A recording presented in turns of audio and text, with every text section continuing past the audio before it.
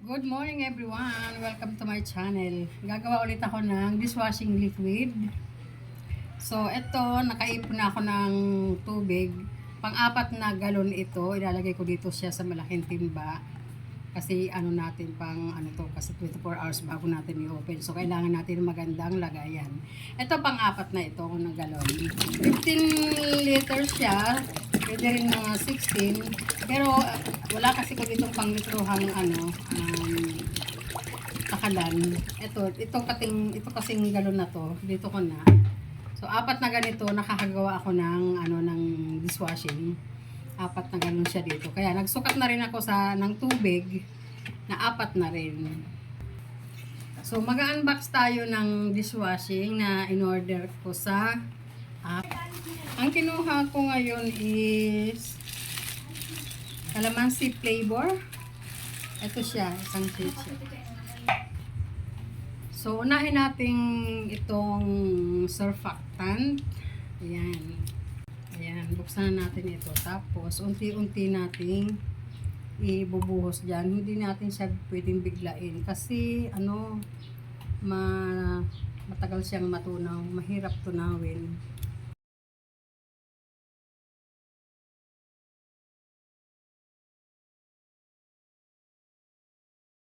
Ayan.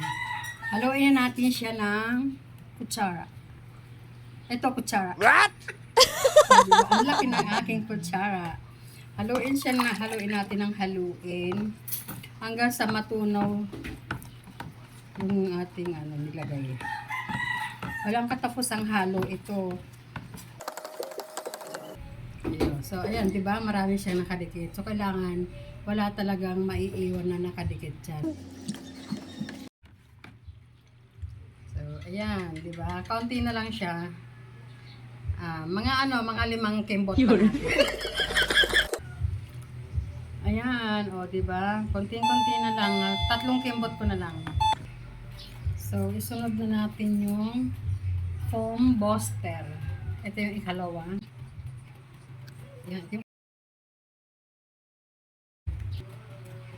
Ayan. So, halo na naman tayo. Ayan. Walang katapusan naman halo. Ikatlo, itong labsa. Ayan.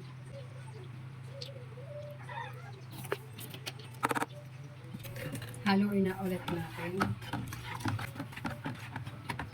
So, isunod na natin itong pang-apat na ingredients. Itong 4-in-1 preservative neutralizer. Tapos, ito yung calamansi flavor at saka itong colorant. Ito na siya. Lagay na natin.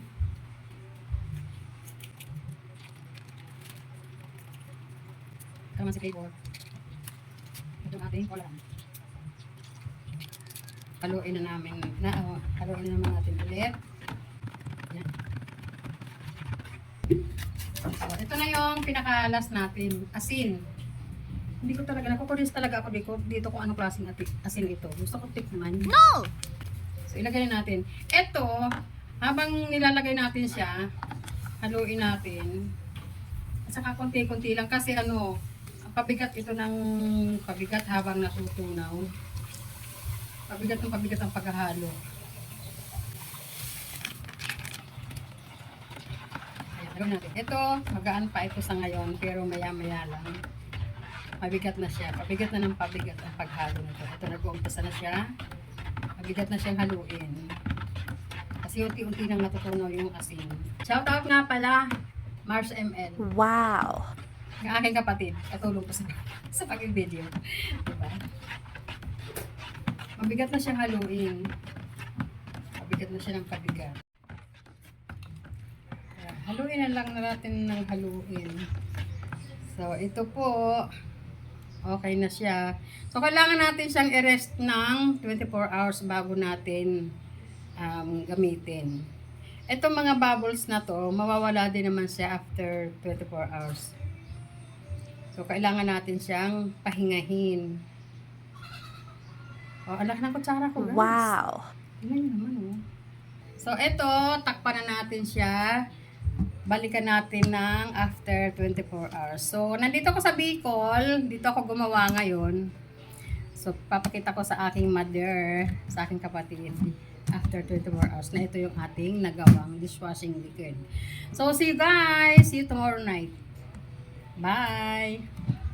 Hello everyone! Ito na, after 24 hours, ito na yung ano, actually, mahigit 24 hours kasi nabisi ako ng the whole day. Kaya ngayong gabi ko na lang ito bubuksan.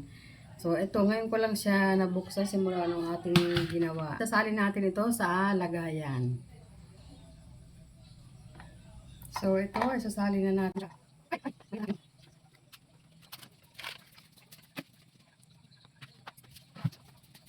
Wala kaming lagayan na lagayan talaga ng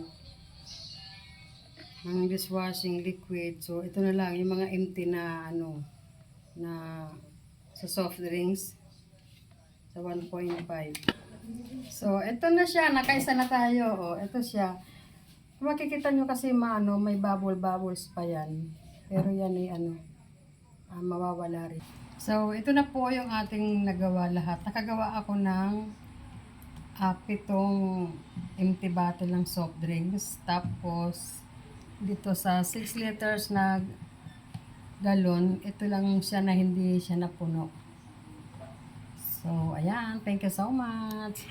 Thank you for watching. Ito po yung ating nagawang dishwashing liquid. Bye!